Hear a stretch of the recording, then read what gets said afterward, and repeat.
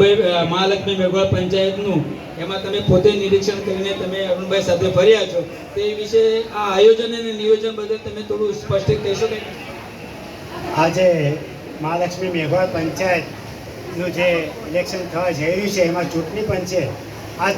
આજના દિવસ માટે બહુ સરસ નિયોજન કર્યું છે. આવી જ રીતે આયોજન થવું જોઈએ. અને આવવાવાળી પેઢી માટે જે આ મહાલક્ષ્મી મેઘવાળ પંચાયતના જે પ્રમુખ છે એના વિશે તમે શું કહેશો?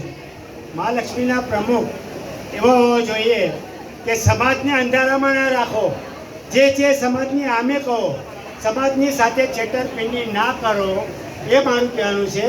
જે તમે પ્રમુખ બનો છો તો સમાજનું જ ભલું ઈચ્છો, પોતાના ઘર ભરવાના ધંધા ના કરતા. સરસ મફતભાઈ ચૌહાણ, તમે સરસ અને સુંદર અને સ્પષ્ટ બોલ્યા છો એ બદલ ધન્યવાદ. ચૂંટણી આયોગ અને વી ચેનલ તેમજ હરીશભાઈ ચારણિયા તરફથી તમારો ધન્યવાદ. ગિરીશભાઈ ચારણિયા તરફથી ધન્યવાદ.